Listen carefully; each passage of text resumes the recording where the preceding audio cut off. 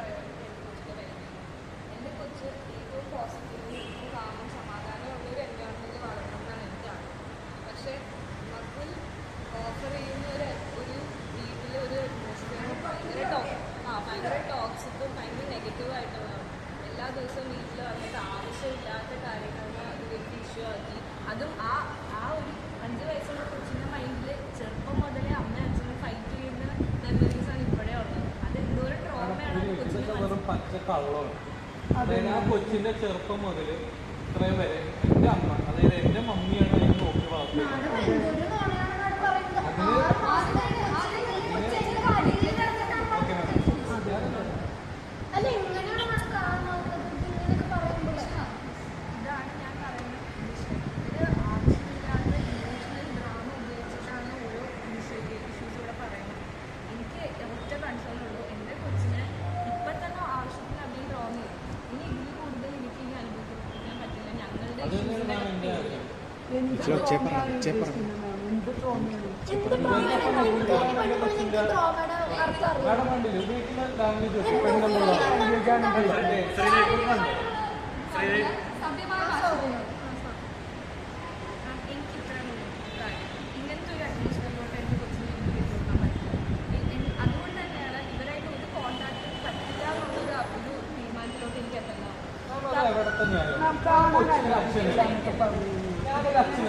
എന്റെ മോനല്ലേ താമമ്മൻ, എനിക്ക് അവകാശമില്ല അവനെ കാണാൻ. ഈ വയ്യാത്ത കാലം വെച്ചിട്ടാണ് എന്റെ അമ്മ താമമ്മനെ ചെറുപ്പം പോലെ വളർത്തുന്നത്. ജോലിക്ക് പോകുമ്പോൾ എന്നെ ഏൽപ്പിച്ചിട്ടാണ് പോകാറ്. അതിന് ആവശ്യമുള്ള സമയത്ത് നല്ല നല്ല പോഷകാഹാരങ്ങൾ കൊടുത്ത് നല്ല തക്കാളി പോലെയുള്ള മോനാണുണ്ട്. ഈ 6 മാസം കൊണ്ട് അതിന് ഉണക്കച്ചെമ്മീൻ പോലെ. അതെ അതെ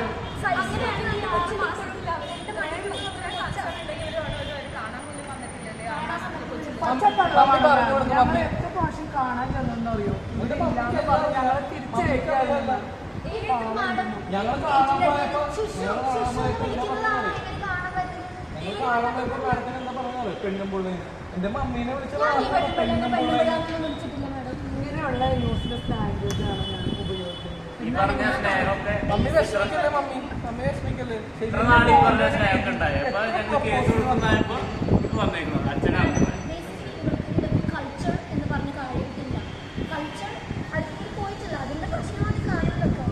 അതിപ്പോ നാലിന് മനസ്സിലായല്ലോ ആർക്കാണ് കൾച്ചർ.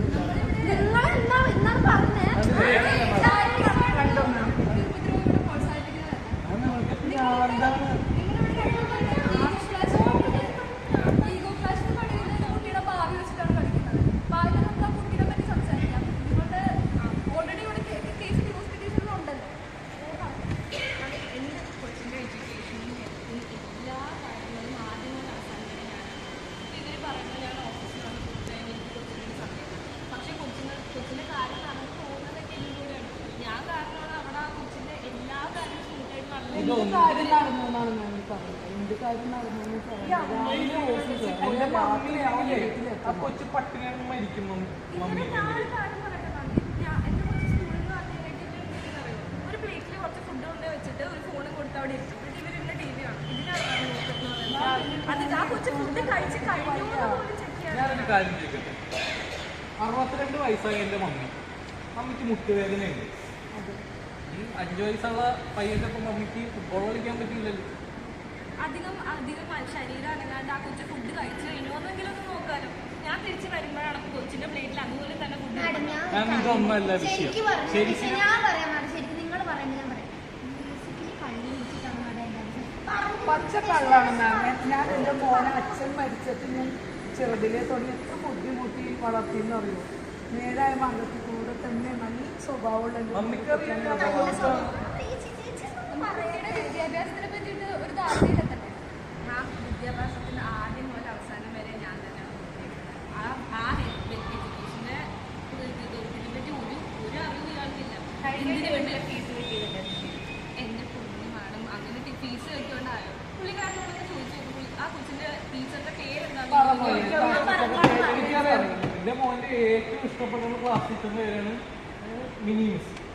അങ്ങനെ ഒരു ടീച്ചർ പോലും അല്ല ജൂബി മിസ്സും സുധാ മിസ്സും അതാണ് എൻ്റെ മോൻ്റെ ഏറ്റവും ഇഷ്ടപ്പെട്ടത്. അവര് എന്താ നല്ല ടീച്ചർമാരാണെന്ന് അറിയോ? കൊച്ചിന്റെ പേര് പറയുമ്പോൾ അല്ലാന്ന് പറയും പറഞ്ഞോളെ.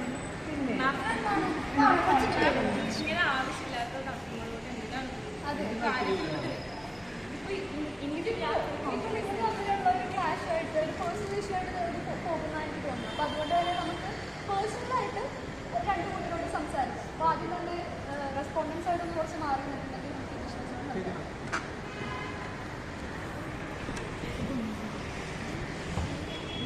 ഇൻവെസ്റ്റോറായിട്ട് സംസാരിക്കും. ഇപ്പോൾ ഈ കേസ് ഇങ്ങനെയാണ് കൂടുതലെന്നുണ്ടെങ്കിൽ ഒരു 10-15 വർഷം കഴിഞ്ഞിട്ടുണ്ടെന്നുണ്ടെങ്കിൽ ഇതിൻ്റെ ഒരു ഫൈനൽ സെറ്റിൽമെൻറ്റ് കിട്ടില്ല. അപ്പോൾ ആയതുകൊണ്ട് തന്നെ ഒരു പെർമനൻറ്റ് അലിമണി നിങ്ങൾ ചോദിച്ചതുപോലെ ഇവിടെ നമുക്ക് അനുവദിക്കാൻ വേണ്ടി സാധിക്കില്ല. കാരണം ഗംഗാ വിശ്വനാഥ് എന്ന് പറയുന്നത് നഗരത്തേക്കാൾ കൂടുതൽ സമ്പാദിക്കുന്ന ഒരു വ്യക്തിയാണ്. നിങ്ങൾക്ക് ഫൈനാൻഷ്യൽ സ്റ്റെബിലിറ്റി അദ്ദേഹത്തെക്കാൾ കൂടുതലുള്ളതാണ്. പക്ഷെ മാഡം ഞാനാണ് വീട്ടിൽ ഏറ്റവും കൂടുതൽ ചിലവ് ഇത്ര നാളായിട്ട് എടുത്തുകൊണ്ടിരുന്നത്. അതും കൊച്ചിൻ്റെ എല്ലാ കാര്യങ്ങളും ഞാൻ തന്നെയാണ് ഇത്ര നാൾ നോക്കിക്കൊണ്ടിരുന്നത്. ഇയാൾ ആസ് പെർ ലോ നമുക്കറിയാൻ പറ്റുന്നുണ്ട്. കാരണം നിങ്ങൾക്ക് ഫിനാൻഷ്യൽ സ്റ്റെബിലിറ്റി അതിനേക്കാൾ കൂടുതലാണ്. പിന്നെ അതേസമയം കുട്ടിയുടെ വിസിറ്റേഷൻ കഴിഞ്ഞിട്ട് പിതാവ് നിലയിൽ നമുക്ക് കണ്ട് ഇയാളുടെ ബിഹേവിയർ ഇയാളുടെ ബിഹേവിയർ അങ്ങനെ ഒരു അറ്റ്മോസ്ഫിയറിലോട്ട് ഞാൻ എൻ്റെ കൊച്ചിനെ എങ്ങനെ വിടാനാണ് എനിക്കത് പറ്റില്ല. അത് ഒരു രീതിയിൽ എനിക്ക് സമ്മതിച്ചു തരാൻ പറ്റില്ല. പക്ഷേ ഒരു കുട്ടിക്കുള്ളൊരു ബേസിക് റൈറ്റ് അല്ലേ ഒരു പാരൻ്റ് എന്ന് പറയുന്നത്. അപ്പം അതുകൊണ്ട് തന്നെ നമുക്ക് അത് ഒരിക്കലും കണ്ടുപിടിക്കാൻ പറ്റില്ലാന്നുള്ളത് ഒരുപാട് എടുക്കാൻ വേണ്ടി സാധിക്കില്ല. അപ്പം അതുകൊണ്ട് തന്നെ നിങ്ങളൊന്ന് ആലോചിക്കും, വക്കീലായിട്ടൊന്ന് ആലോചിക്കും. അതിനുശേഷം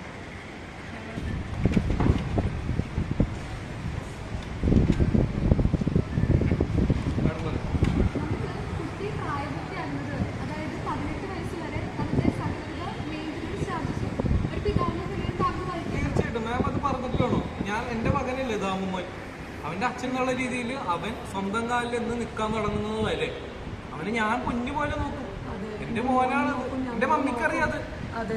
പിന്നെ നിങ്ങൾ ആവശ്യപ്പെട്ടത് പ്രകാരം വിസിറ്റേഷൻ കഴിക്കുന്നത് തോന്നിയത് പോലെ അനുവദിക്കാൻ വേണ്ടി പറ്റില്ല. അവർ 6 മാസത്തോളം കുട്ടിയെ വളരെ നല്ല രീതിയിൽ നോക്കിയതാണ് ആവശ്യപ്പെടുന്നത്. അപ്പോൾ മിനിമം ഒരു 2 വട്ടമെങ്കിലും വിസിറ്റ് ചെയ്യാതെ ഇത് തരണം. കൊച്ചിനെ കാണാൻ പറ്റാണ്ടിരിക്കുക എന്ന് പറയുന്നത് ന്യായമായിട്ടുള്ള കാര്യമല്ല മാം. അത് ശരിയാവില്ല. എൻ്റെ മോനെ എനിക്ക് കാണണം. മാസത്തിൽ 2 തവണ ഒരു വിസിറ്റേഷൻ ആയിട്ട് നമുക്ക് അനുവദിക്കാൻ വേണ്ടി സാധിക്കുന്നതാണ്. അത് അവരുടെ കൂടെ അതുപോലെ തന്നെ അലവണി കൊടുക്കണം. എന്നേക്കാളും കൂടുതൽ ശമ്പളം അവൾക്കുണ്ട്. പിന്നെ ഞാൻ എന്തിനാണ് അവൾക്ക് അലുമണി കൊടുക്കുന്നത്? അവൾ എനിക്കല്ലേ അലുമണി വരുന്നത്, എന്നെയല്ലേ നോക്കേണ്ടത്? ഇതൊരു പ്രൊഫഷണൽ ചികിത്സയുടെ സൈഡിലേക്ക് പോകേണ്ട കാര്യമില്ല. അതുകൊണ്ട് തന്നെ നമുക്ക് കുട്ടിയുടെ കാര്യത്തിൽ ഒരു തീരുമാനത്തിലെത്തേണ്ടതുണ്ട്. അത് തന്നെ മെയിൻ്റനൻസ് നമുക്ക് ഒരിക്കലും ഒഴിച്ചുകൂടാൻ പറ്റാത്തത് ഒരിക്കലും ഇല്ല. പിന്നെ താങ്കളുടെ ഒരു ബേസിക് ആയിട്ടുള്ള നിലയിൽ നമുക്ക് 2 തവണ മാസത്തിൽ 2 തവണ ഫിക്സഡ് പീരീഡിൽ കുട്ടിയെ കാണാനുള്ള അനുമതി നമുക്ക് അനുവദിക്കാൻ വേണ്ടി പറ്റുന്നതാണ്. അതിൻ്റെ ഒരു സമ്മതം കൂടി ഞാൻ എൻ്റെ വക്കീലായിട്ടും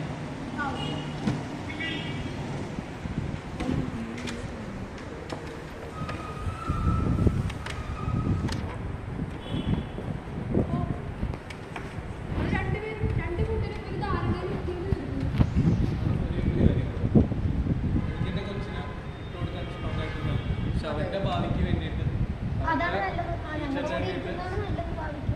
ഒരു അമ്മയുടെ സ്നേഹം കിട്ടി വളർത്തേന്ന് വിചാരിച്ചിട്ട് മാത്രം എന്ന് മാത്രം വിചാരിച്ചിട്ടാണ് ഞങ്ങളത് സമ്മതിച്ചത്. ഒരുപാട് വേദനയോടുകൂടി എൻ്റെ മോനെ നിങ്ങൾ തൊടാനൊന്നും വരണ്ടേ. രശ്മിക്കല്ലേ ആ കള്ളക്കരച്ചിലാണ് മാഡം. ഇതൊക്കെ ചുമ്മാ കണ്ണുകരച്ചിലൊന്നും അമ്മയ്ക്ക് അതിന് അവിടെ കണ്ണിന് വെള്ളക്കരച്ചില്ല. ഒരു പോലും നമ്മൾ കണ്ടില്ല. രണ്ടുപേരും സംയമനം കാണിക്കും.